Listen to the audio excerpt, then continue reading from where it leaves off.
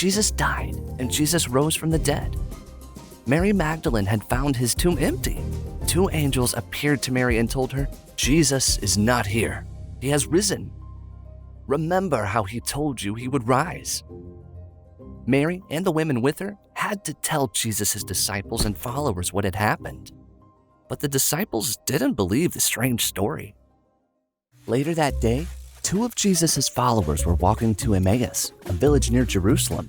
As they went, they talked about everything that had happened. Jesus showed up, but God made it so the followers didn't recognize him.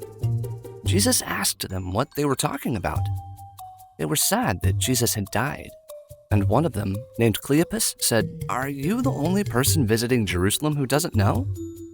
Don't you know about the things that have happened there in the last few days?" Of course, Jesus knew, but he asked them anyway. What things? They told how they had hoped Jesus would free Israel from the Romans, and that they were confused when Jesus was handed over to die on the cross. They also told him about the first-hand reports of the tomb being empty. Jesus had a surprising response. He said, "How foolish you are! How long it takes you to believe all that the prophets said." Then he explained the scriptures to them. He helped them understand the words that Moses and the prophets had written about him so long ago.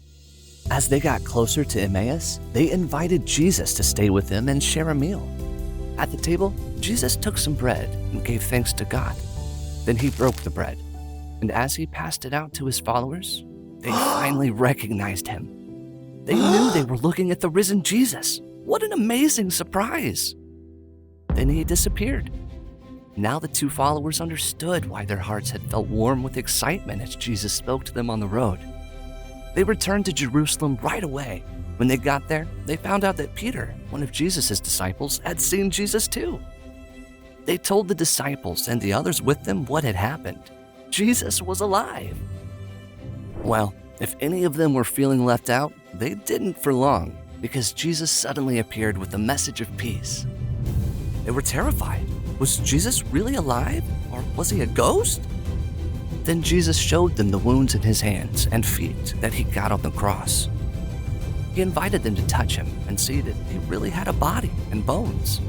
He even asked for some food. Nope, not a ghost at all. He was alive. What an awesome surprise. Jesus helped them understand that what had happened to him had been written about many years before by different prophets. Now, his followers can share Jesus' name with others so people from all over the world can be set free from sin and forgiven. God's love for the world is not too good to be true.